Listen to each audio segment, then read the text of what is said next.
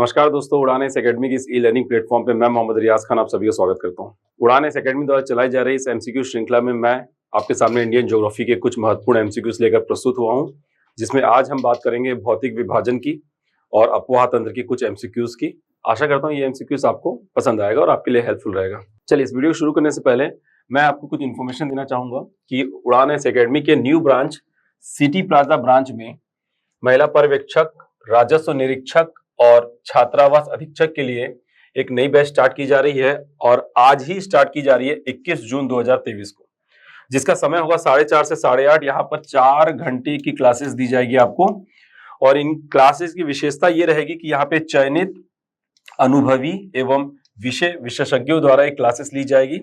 प्रत्येक क्लास का recorded video provide किया जाएगा, पीडीएफ प्रोवाइड किया जाएगा और यह बैच जो है न केवल ऑफलाइन बल्कि ऑनलाइन, लाइव और रिकॉर्डेड मोड पे होगी। मतलब न केवल इसे आप ऑफलाइन बल्कि ऑनलाइन और इसके रिकॉर्डेड वीडियो भी आपको मिलेंगे।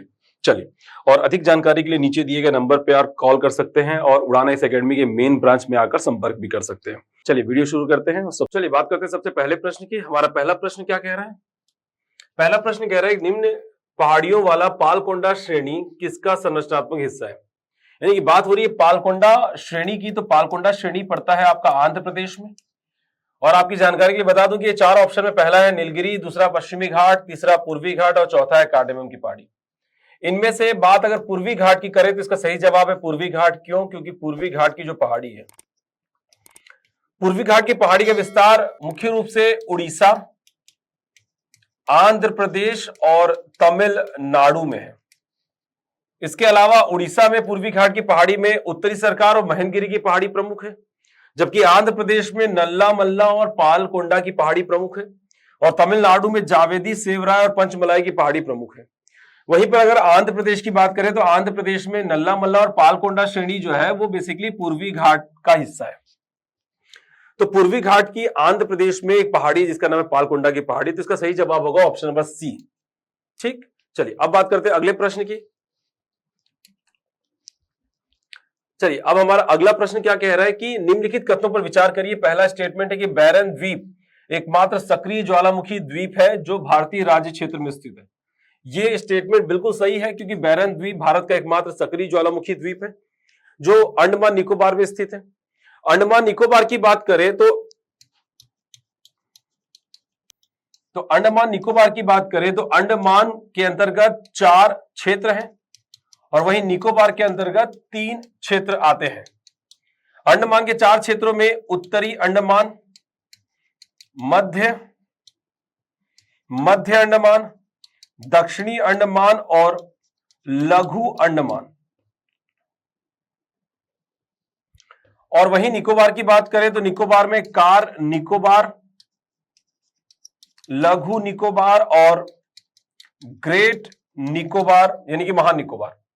तो ये पड़ता है मध्य अंडमान के पूर्व में। ये बेसिकली मध्य अंडमान के पूर्व में यानी मध्य अंडमान के अंतर्गत ये बैरन द्वीप आता है। याद रखिएगा, दूसरा जो स्टेटमेंट है बैरन द्वीप ग्रेट निकोबार के पूर्व में स्थित है, ये गलत हो जाएगा। क्यों? क्योंकि ग्रेट निकोबार के पूर्व में बैरन द्वीप नहीं है, मध्य अंडमान के पूर्व में बैरन द्वीप है। तो अगर मध्य अंडमान होता तो सही होता, तो ग्रेट निकोबार के पूर्व में स्थित है तो स्टेटमेंट गलत हो जाएगा। यानी कि सही जवाब होगा सिर्फ पहला स्टेटमेंट सही है, यानी कि ऑप्शन नंबर ए आपका क्या हो जाएगा, केवल एक सही जवाब होगा। चलिए अब बात करते हैं अगले प्रश्न की।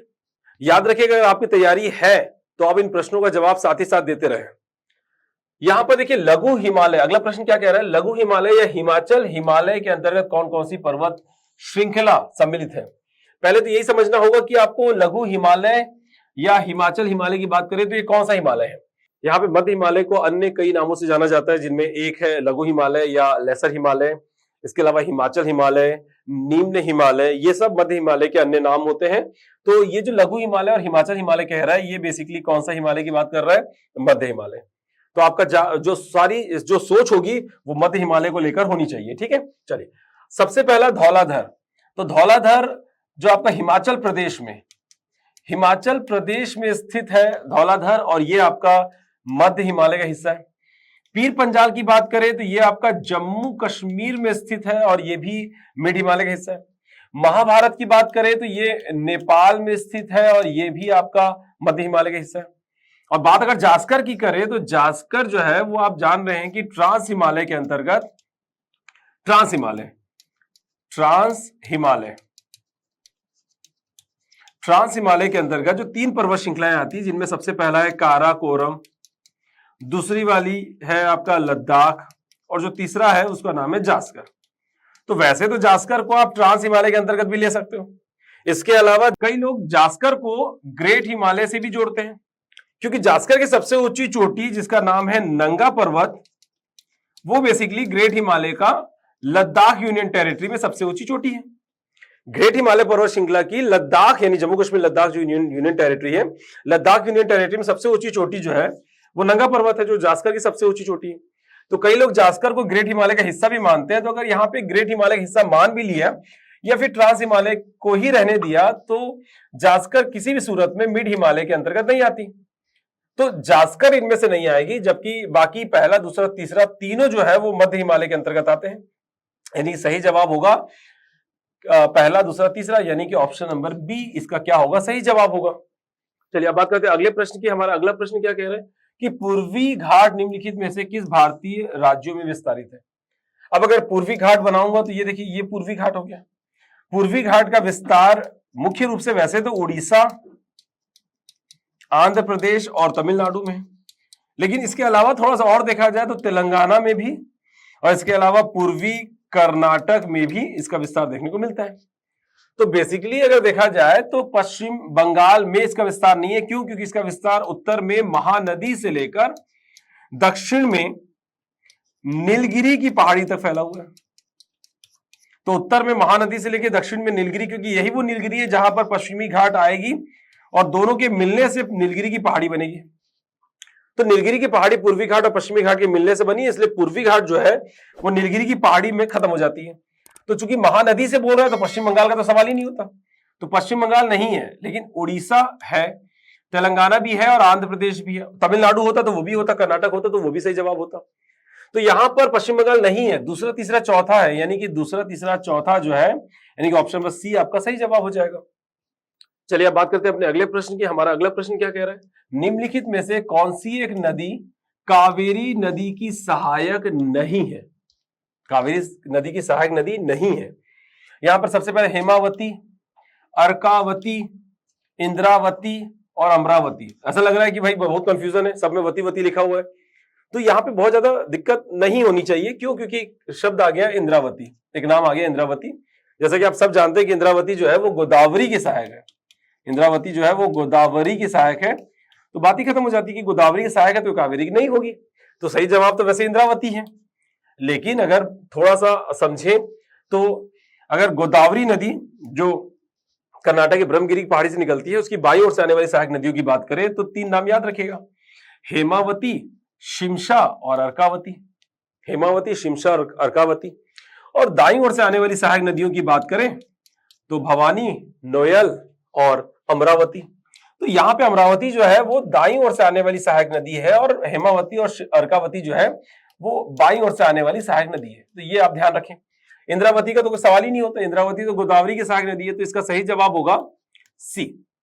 इसका सही जवाब होगा सी। चलिए अब बात करते हैं अगले प्रश्न की। अगला प्रश्न कह रहा है निम्नलिखित में से कौन सी झील भारत के पश्चिमी तट पर स्थित है। पश्चिमी तट की बात हो रही है, तो भारत के पश्चिमी तट की बात हो रही है तो चिल्का झील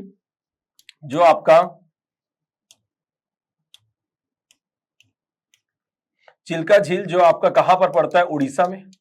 ये हो गया आपका चिल्का झील। इसी के साथ पुलिकट झील की बात करें तो पुलिकट झील आंध्र प्रदेश में, ये हो गया आपका पुलिकट। चिल्का झील भारत की सबसे बड़ी खारे पानी की झील है, जो एक प्रकार की लैगून झील है। इसके अलावा आंध्र प्रदेश की पुलिकट झील भी लैगून झील है।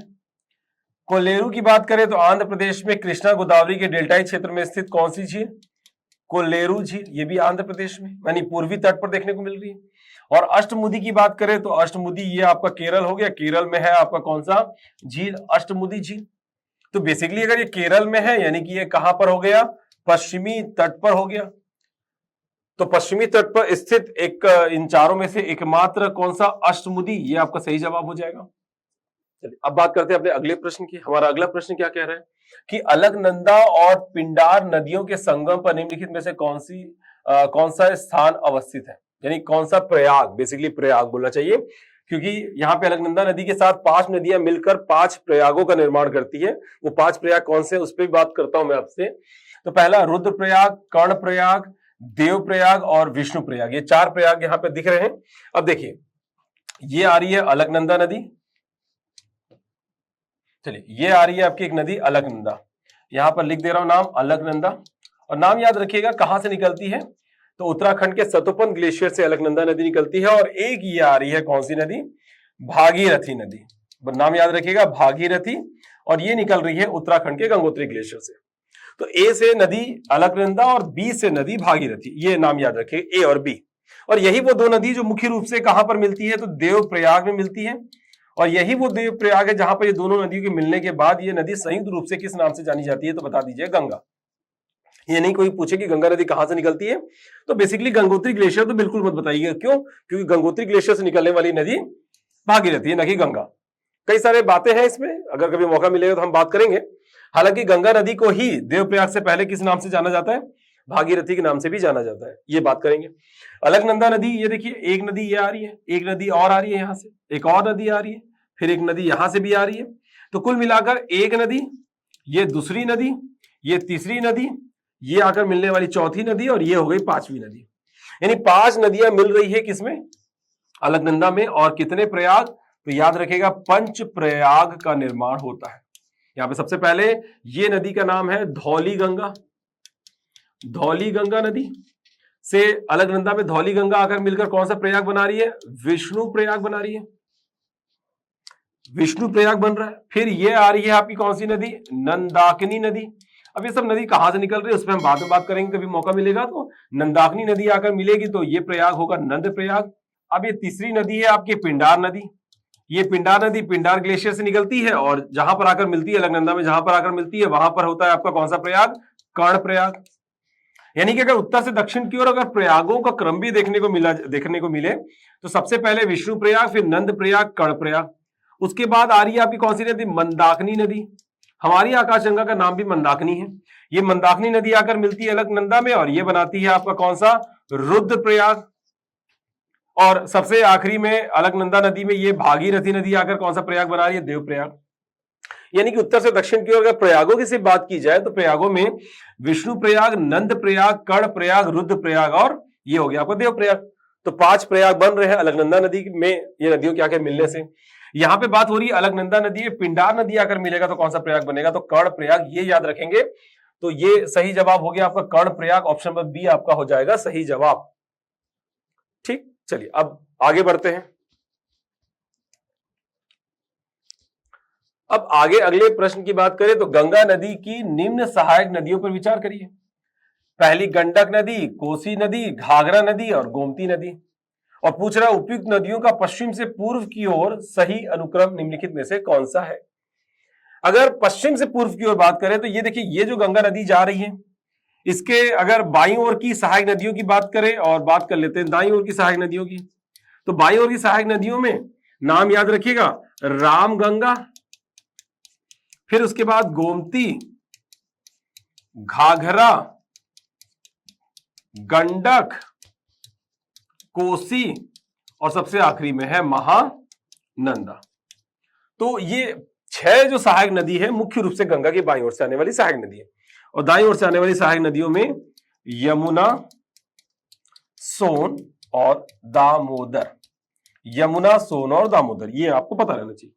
अब पूछ रहा है पश्चिम से पूर्व की ओर। अब हम जाएंगे पश्चिम से पूर्व की ओर।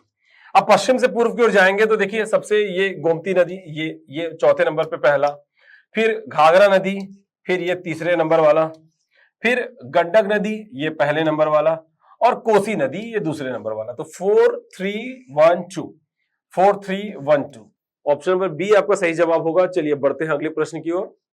चलिए हमारा अगला प्रश्न जो है, अगला प्रश्न है निम्नलिखित में से कौन सी ब्रह्मपुत्र की सहायक नदी है। यहां पर पूछा है ब्रह्मपुत्र की सहायक नदी है दिबांग, कामेंग, लोहित, और भी नाम हो सकते हैं। ब्रह्मपुत्र की कई सारी सहायक नदियां हैं। तो अगर ये ब्रह्मपुत्र नदी आ रही है, ये देखिए ये ब्रह्मपुत्र नदी आ रही है, तो ये यानी कि इस हिसाब से आ रही है, तो ये हो गई इनकी दाईं ओर की और ये हो गई इनकी बाईं ओर की सहायक नदी, ये आप समझे। जबकि गंगा आ रही थी तो गंगा की ये थी आपकी बाईं ओर से और ये थी आपकी दाईं ओर से। ठीक है, आप समझ पा रहे होंगे ऐसा क्यों। गंगा के प्रवाह के आधार पे अगर गंगा नदी जिस दिशा की ओर बह रही है उस दिशा में अगर आप तैरते हैं तो आप पाएंगे कि आपका जिस तरफ दायां हाथ होगा वो दाईं ओर की होगी और जिस तरफ बायां हाथ होगा वो बाईं ओर की सहायक नदी होगी। अब उधर की नदी ऐसे बह रही है, तो जब इस तरफ से बहेगी तो आप समझें कि ये आपका राइट हैंड हो जाएगा, ये आपका लेफ्ट हैंड हो जाएगा। तो ये राइट हैंड है इसलिए दाईं ओर की, ये लेफ्ट हैंड है इसलिए बाईं ओर की सहायक नदी आएगी। चलिए फिलहाल अब देखिए इनकी सहायक नदियों की बात करें तो यहां पर देखिए सबसे पहले तिस्ता, सैनकोस, मानस, कामेंग और सुबनसिरी। क्या बताएंगे? नाम याद रखिए, तिस्ता, सैनकोस, मानस, कामेंग और सुबनसिरी। ये 5 नाम जो है ब्रह्मपुत्र की सहायक नदियों के, वो दाईं ओर की सहायक नदी है। और बाईं ओर की सहायक नदियों की बात करें तो यहां पर सबसे पहले दिबांग, फिर उसके बाद लोहित, पहले दिबांग आएगी, फिर लोहित, फिर धनसिरी, उसके बाद कोपिली और कलाउं। तो यहां पर याद रखिएगा दिबांग, याद रखिएगा दिबांग नदी और ब्रह्मपुत्र नदी को अरुणाचल प्रदेश में दिहांग कहते हैं। तो दिहांग और दिबांग में बिल्कुल कंफ्यूज मत होना। दिबांग सहायक नदी है दिहांग की, दिबांग सहायक नदी है दिहांग की, ऐसे स्टेटमेंट पे भी आप कंफ्यूज मत होइएगा। इसके अलावा दिबांग, लोहित, धनसिरी, कोपिली, कलाउं, ये जो 5 नाम है ये बाईं ओर से आने वाली सहायक नदियों के नाम है। तो यहां पर आपसे पूछ रहा है दिबांग, ठीक, ये दिबांग है, दिबांग। इसके अलावा कामेंग, ये देखिए कामेंग या Kaming both are same, Kameng. और लोहित, लोहित की बात करें तो ये देखिए लोहित, ये लोहित हो गया, तो ये लोहित। ये तीनों नदियां जो है ब्रह्मपुत्र की सहायक है, यानी कि तीनों, पहला, दूसरा, तीसरा, तीनों, ये आपका सही जवाब होगा ऑप्शन नंबर डी। चलिए अब बात करते हैं अपने अगले प्रश्न की। हमारा अगला प्रश्न है कि हिमाचल और उत्तराखंड हिमालय में किन नदियों का अपवाह क्षेत्र है। कौन से 2 राज्यों की बात हो रही है? हिमाचल प्रदेश और उत्तराखंड में। ठीक है, चलिए अब रावी नदी की बात करें तो भैया रावी नदी जो हिमाचल प्रदेश से निकलती है, एचपी हिमाचल प्रदेश से निकलती है और पंजाब बहते हुए पाकिस्तान में जाकर चिनाब में मिल जाती है। व्यास नदी जो हिमाचल प्रदेश से निकलेगी और पंजाब में सतलज में जाकर मिल जाएगी। इसके अलावा झेलम नदी जो जम्मू कश्मीर से निकलती है और पंजाब में जाकर चिनाब में मिल जाती है। सतलज नदी जो तिब्बत से निकलेगी और हिमाचल प्रदेश, पंजाब बहते हुए पाकिस्तान में चिनाब में जाकर मिल जाती है। और यमुना की बात करें तो यमुना उत्तराखंड से निकलती है और उत्तर प्रदेश में जाकर गंगा में मिल जाती है। तो समझने वाली चीज यह है कि बात हिमाचल प्रदेश और उत्तराखंड की कर रहे हैं, तो यहां पर देखिए रावी नदी हिमाचल प्रदेश प्रवाह है, व्यास नदी हिमाचल प्रदेश में प्रवाह है, झेलम नदी नहीं, झेलम नदी का हिमाचल प्रदेश और उत्तराखंड कुछ नहीं दिख रहा है, सतलज नदी हिमाचल प्रदेश में प्रवाह है, यमुना नदी उत्तराखंड में प्रवाह है, यानी कि सिर्फ झेलम नदी ऐसी है जिसका प्रवाह नहीं है।